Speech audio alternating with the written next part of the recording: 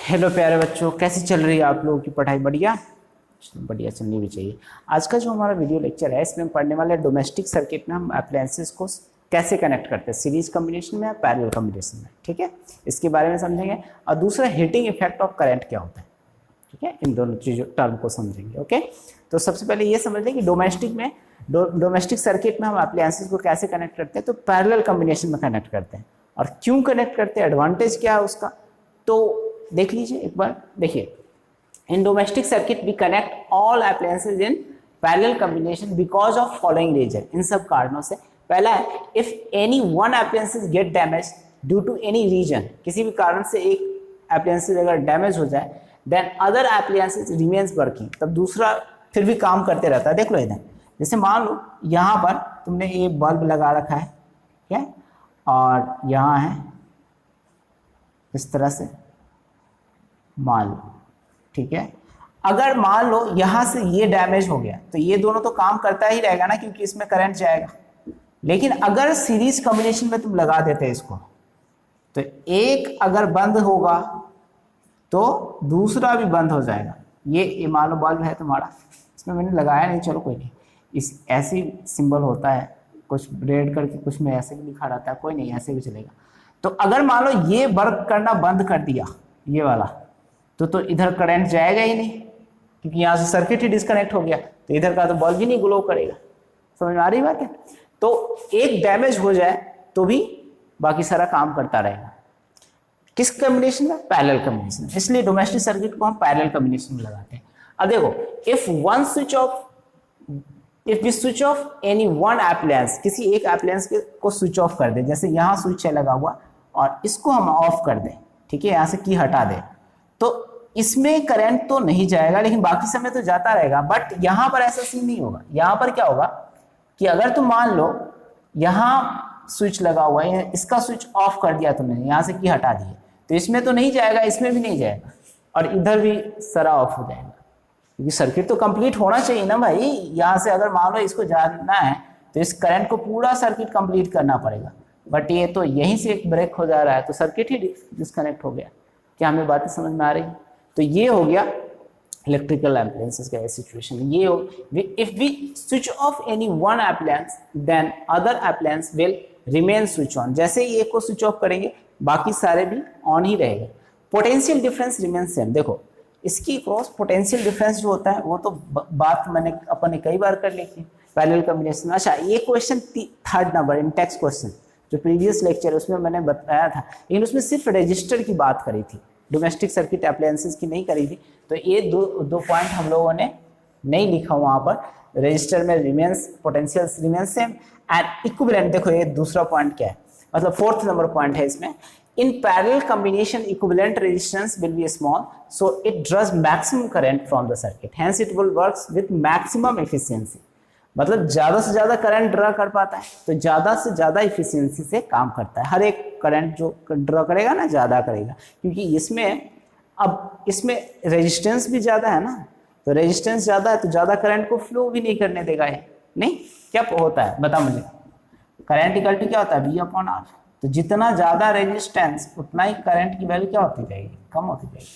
नहीं, तो ऐसा हो जाएगा। तो ये दो एक्स्ट्रा ऐड करना, बाकी एक दो तो तुमने पढ़ रखा था पहले से, जो रजिस्टर के केस में वही यहाँ भी अप्लाई होगा। ठीक है, अब हमें नेक्स्ट क्वेश्चन करना है, मतलब नेक्स्ट टॉपिक करना है, heating effect of current. Okay, देखिए प्यारे बच्चों, ये हीटिंग इफेक्ट ऑफ करंट।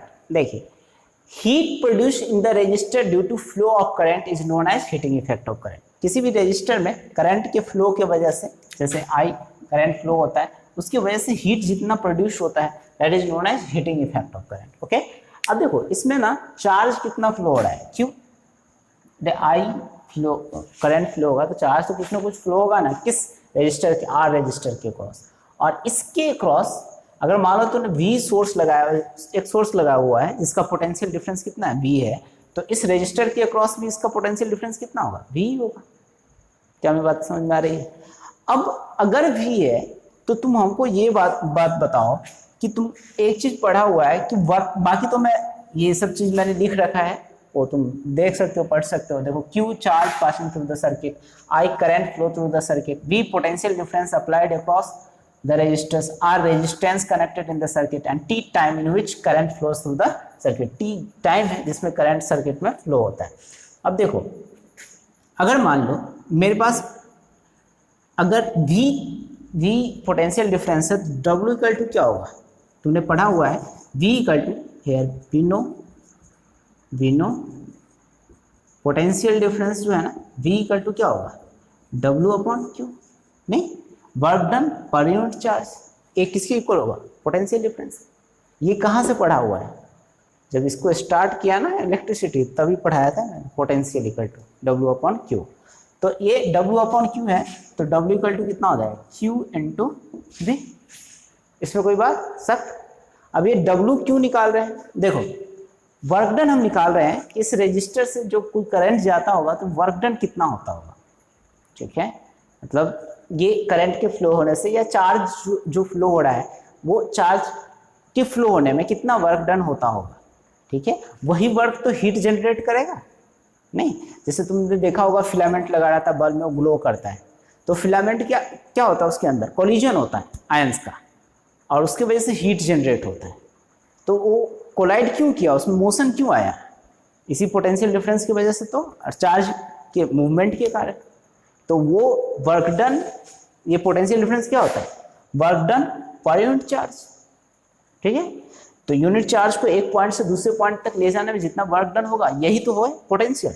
तो W हमें वर्क डन निकालना है तो Q क्रॉस मल्टीप्लिकेशन कर दी, Q इंटू V कर दिया। इतनी बातें समझ में आई। अब इतनी बातें समझ में आई तो आगे बढ़ो। और तू जानता है कि I इक्वल टू क्या होता है Q अपॉन T, क्या हमें इतनी बातें पता है। तो Q इक्वल टू क्या होगा I इंटू T, तो Q की जगह पर क्या लिखते हैं I इंटू T और इंटू V। तो ये तो W है, W इक्वल टू क्या हो जाएगा VIT, ओके। ये work done equal to VIT। क्या हमें इतनी बातें समझ में आ रही है।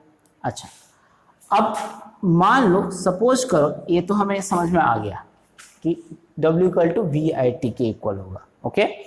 अब हम इसमें मान लो कि V की जगह पर I इंटू R रख दें, नहीं रजिस्टर्स है, ओके, और हीट प्रोड्यूस हमको निकालना है तो हम I इंटू R रख सकते हैं। कहाँ से, ओम्स लॉ से, क्योंकि हीट प्रोड्यूस तो रजिस्टर से क्रॉस हो रहा है, ठीक है। तो W इतना तो समझ में आया होगा, तो इसको रफ कर देते हैं और बातें सब इसका क्रिटिकल समझते हैं। बात देखो W इक्वल टू क्या होगा VIT।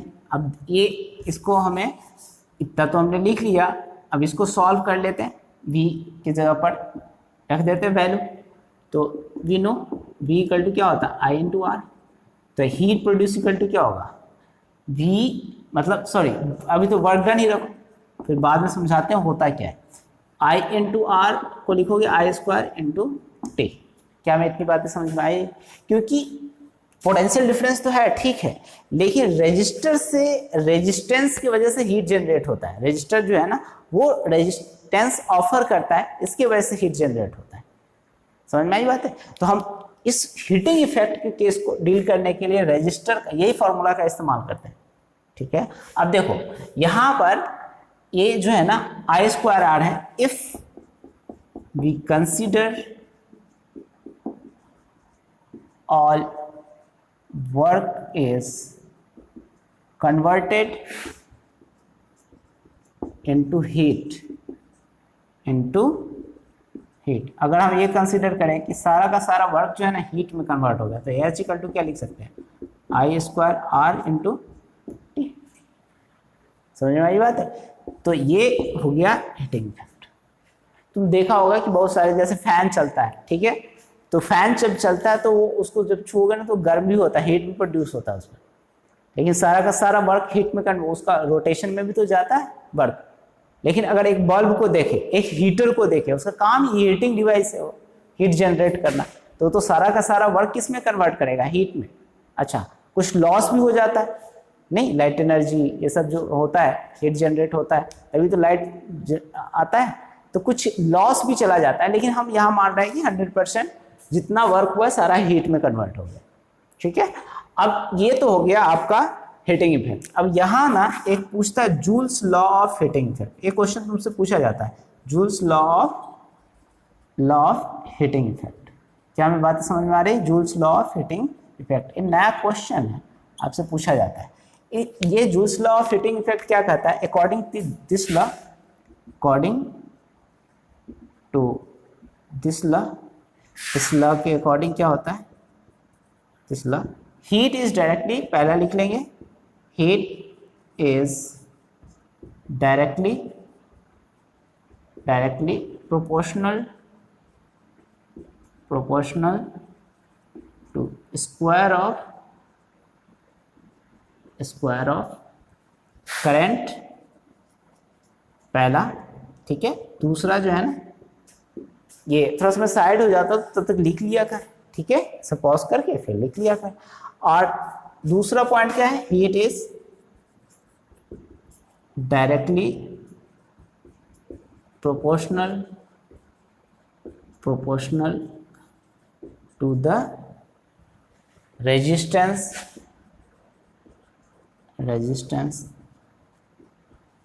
and heat is, दूसरा नंबर इसमें पॉइंट लिखे तो ये है, दूसरा तो हो गया। तीसरा number point, heat is directly proportional to time taken in which the charge passes through the circuit.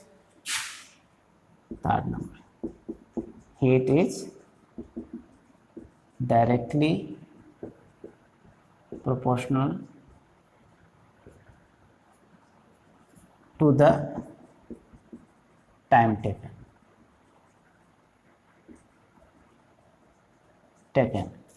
Time taken के डायरेक्टली प्रोपोर्शनल है, मतलब time taken in which charge passes through the circuit, charge passes through the resistor, ठीक है। तो heat is directly proportional to T. और यहाँ पर अगर लिखना है बीच में लिख लिया कर, ये सब एक्सप्रेशन बहुत मायने रखते हैं। H is directly proportional to resistor, R के रजिस्टर, ठीक है।